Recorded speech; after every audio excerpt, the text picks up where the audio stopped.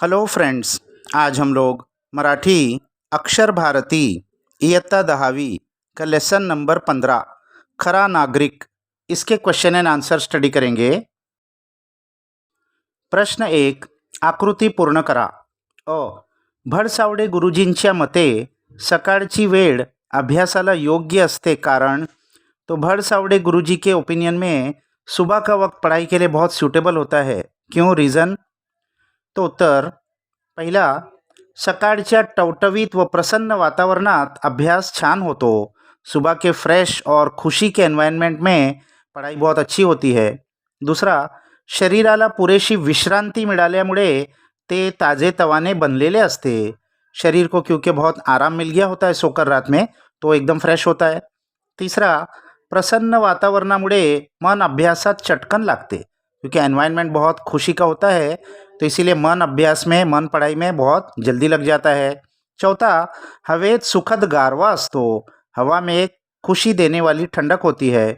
पाचवा, दुरून एखादी भूपाळी किंवा रेडिओवरचे आवडते भक्तिगीत ऐकू येते।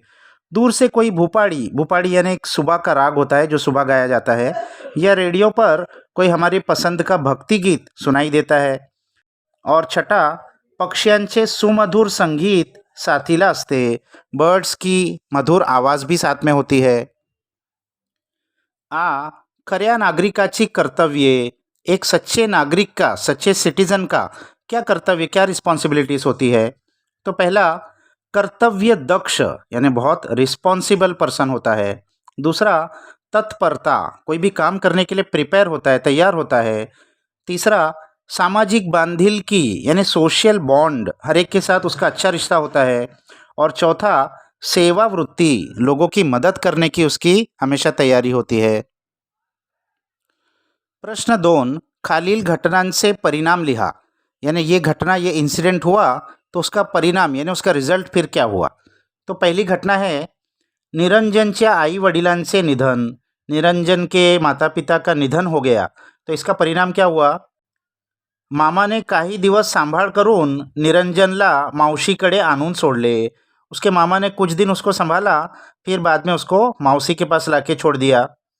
और दूसरी घटना, निरंजनचा परीक्षेत पहिला नंबर यायचा, निरंजन का एग्ज़ाम में हमेशा पहला नंबर आता था, तो इसका परिणाम क्या हुआ, इसका रिजल्ट क्या हुआ? त्याच्या वह्या पुस्तकांचे खर्च भडसावडे गुरुजी करायचे, तो इसलिए उसके बुक्स और टेक्स्ट बुक और नोटबुक्स का खर्चा भडसावडे गुरुजी करते थे। प्रश्न 3, निरंजनची दिनचर्या लिहा। निरंजन का जो डेली रूटीन था काम का, वो लिखिए। सुबह से शाम तक वो क्या क्या करता था? तो पहला, सकाळी लवकर उठून घरातली व गोठ्यातली कामे आटोपणे, सुबह जल्दी उठकर घर के और तबेले के भी पूरे काम निपटाता था। दूसरा, सारी कामें आटोपून अभ्यासाला बसणे, सब काम खत्म करके फिर पढ़ाई के लिए बैठ जाता था। उसके बाद दुपारी वार लावून जेवणे, दोपहर में वार लगा के यानी हफ्ता तय होता था उसका, एक एक जन के पास एक एक दिन जाके वो खाना खाता था। और उसके बाद शाळेत जाणे, फिर स्कूल जाता था, और लास्ट में संध्याकाळी पुन्हा घरची कामे करणे, शाम को फिर से घर के सारे काम करता था। प्रश्न 4, खालील शब्दांना पाठात आलेले विरुद्धार्थी शब्द शोधून लिहा। वर्ड्स दिए हैं, उसका ऑपोजिट वर्ड इस लेसन में आया है, वो ढूंढकर लिखना है। तो पहला है अप्रामाणिक, इसका ऑपोजिट है प्रामाणिक। उसके बाद है बेसावध, इसका ऑपोजिट है सावध। उसके बाद है हड़ू हड़ू, स्लो, इसका ऑपोजिट है भर भर। उसके बाद है पास, उसका ऑपोजिट है नापास यानी फेल। प्रश्न 5, निरंजनचे खालील गुण दर्शवणारी कृती किंवा विचार व्यक्त करणारी वाक्य शोधा। तो निरंजन के कुछ गुण नीचे दिए हुए हैं, तो इस लेसन में कौन से वाक्य से हमको वो मालूम पड़ता है, वो ढूंढकर हमको लिखना है। तो पहला गुण है स्वप्नाळू, यानी सपने देखने वाला। तो ये कौन से सेंटेंसेस से मालूम पड़ता है? ही कोकणची गाडी किती छान दिसते, काय मजा येत असेल नाही ना गाडीतून जायला, आपण ही मोठे झाल्यावर गाडीतून फिरू। तो गाड़ी को देखकर, ट्रेन को देखकर उसने क्या कहा था कि ये कोकन की गाड़ी कितनी अच्छी दिखती है, इसमें फिरने कितना मज़ा आएगा, तो बड़े होकर मैं भी इस गाड़ी में फिरूंगा। तो इससे उसका सपना हमको मालूम पड़ता है। दूसरा है तार्किक विचार यानी लॉजिकल थिंकिंग। तो आता प्रवाशांनी भरलेली 9:50ची गाडी येईल, गाड़ी आली तर भयंकर अपघात होईल. तो उसने क्या सोचा वो टूटी हुई रेल को देखकर कि अभी 9:50 की गाड़ी आएगी, अगर वो गाड़ी आ गई तो एक्सीडेंट हो जाएगा. उसने लॉजिकल थिंकिंग किया. तिसरा आहे संवेदनशील यानी इमोशनल. तो निरंजनने तो दगड उचलून बाजूला ठेवला. तुम्ही विसरलात, पण दूसरा ठेचकाळून जीवाला मुकतो त्याचा काय.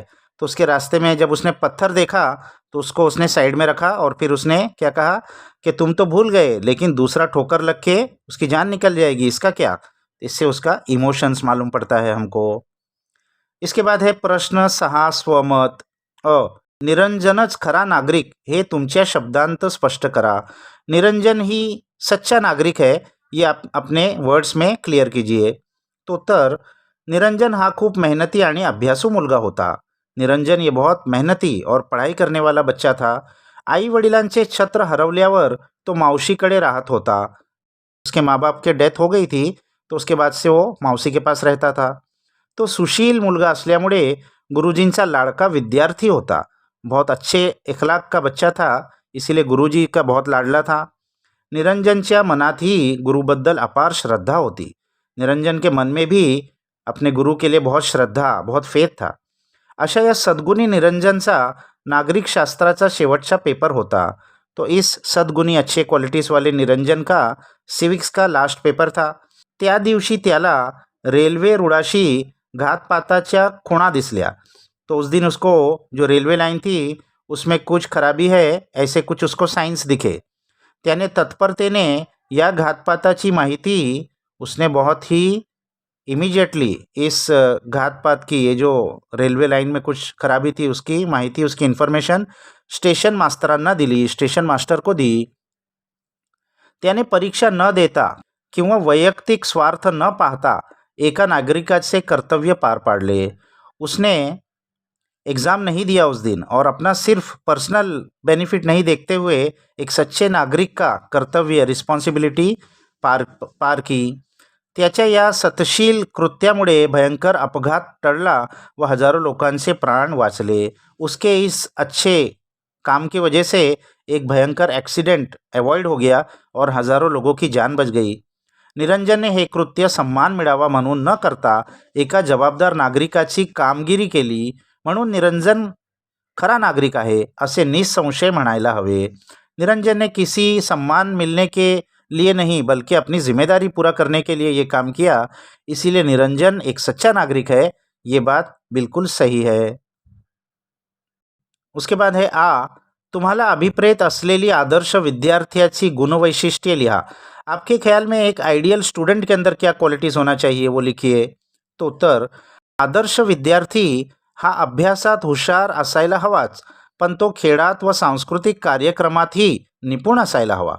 तो जो आइडियल स्टूडेंट है वो तो पढ़ाई में अच्छा होना ही चाहिए, उसके साथ साथ खेल में भी और जो कल्चरल प्रोग्राम्स होते हैं उसमें भी अच्छा होना चाहिए, यानी ऑलराउंड उसका डेव्हलपमेंट होना चाहिए.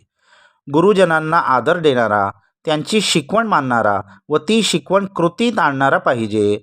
अपने गुरुओं का रिस्पेक्ट करने वाला और उनकी टीचिंग्स को मानकर उसको फॉलो करने वाला होना चाहिए. तसेच तो वडीलधाऱ्या माणसांना मान देणारा असावा. इसी तरह जो बड़े बूढ़े लोग हैं उनकी रिस्पेक्ट करने वाला होना चाहिए.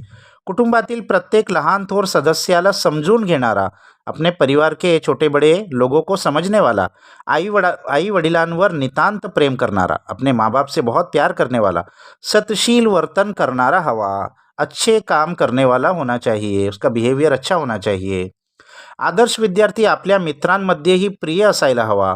अपने दोस्तों में भी वो बहुत प्रिय होना चाहिए, उनके साथ भी अच्छा सलूक करने वाला होना चाहिए. तो अत्यंत शिस्तप्रिय असायला हवा व सामाजिक बांधिलकी मानणारा हवा. उसके अंदर बहुत अच्छा डिसिप्लिन होना चाहिए और सोशल बॉन्ड को भी मानने वाला होना चाहिए, यानी लोगों के साथ भी अच्छा व्यवहार करना चाहिए. समाजाच्या सुखदुःखात सहभागी होणारा व अडीअडचणीला धावून जाणारा हवा. समाज के अंदर भी जो सुख दुख है उसमें पार्टिसिपेट करने वाला और कोई किसी को प्रॉब्लम है तो उसको सॉल्व करने के लिए फ़ौरन दौड़ने वाला होना चाहिए. आपल्या शेजाऱ्या पाजाऱ्यांबरोबर त्याचे संबंध आपुलकीचे व स्नेहाचे असावेत. अपने नेबर्स के साथ भी उसका जो संबंध है वो आपुलकी और स्नेह यानी प्यार भरा होना चाहिए. मानवतावादी मूल्य अंगात बाळगणारा असा आदर्श विद्यार्थी हा सर्व गुण संपन्न पाहिजे. तो मानवता, इंसानियत का उसके अंदर वैल्यूज़ होना चाहिए और सारे ही गुण से संपन्न होना चाहिए. इसके बाद है ई. तुम्हाला निरंजनशी मैत्री करायला आवडण्याची व न आवडण्याची कारणे स्पष्ट करा. आपको निरंजन से दोस्ती करने पसंद आएगी या न आएगी, विथ रीज़न बताइए. उत्तर: निरंजन हा सद्गुणी मुलगा आहे. निरंजन बहुत अच्छा बच्चा है, क्वालिटीज़ वाला.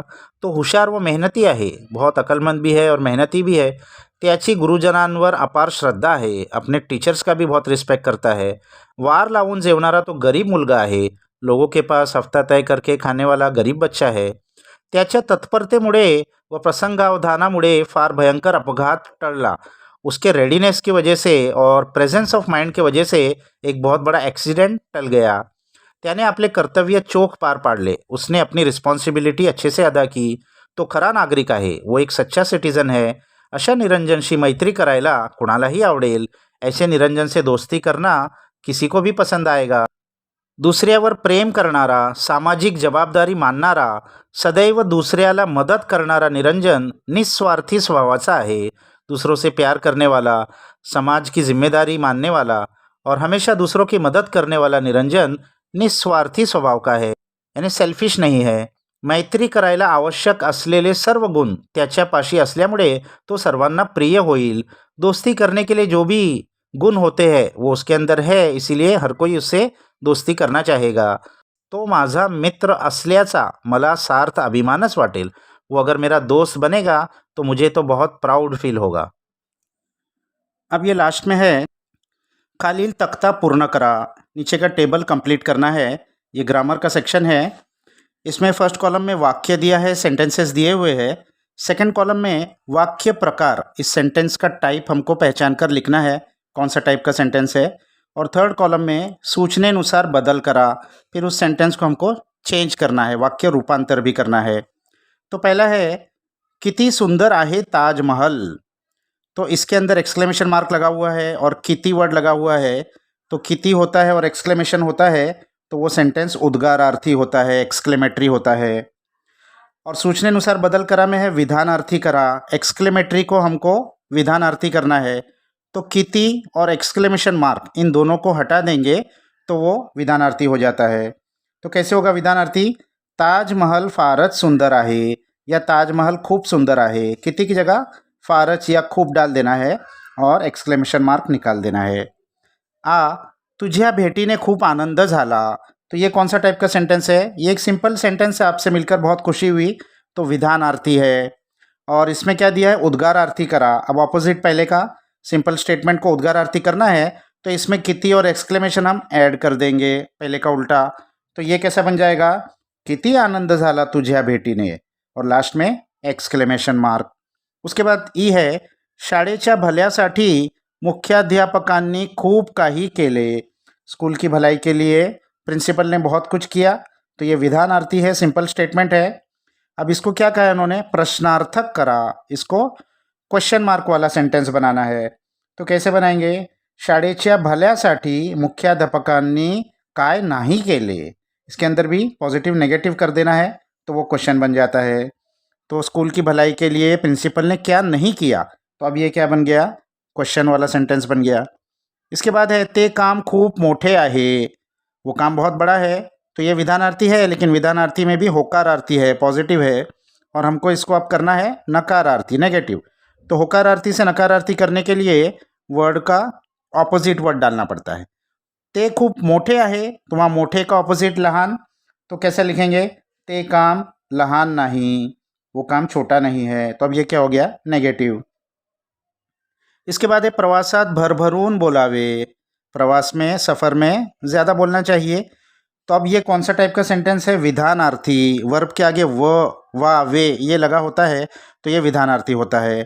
अब इसको आज्ञार्थी करना है, तो आज्ञार्थी करने के लिए व, वा, वे इसको निकाल देना है. तो क्या बन जाएगा? प्रवासात भरभरून बोला. तो अब ये क्या बन गया? ऑर्डर हो गया, आज्ञार्थी हो गया.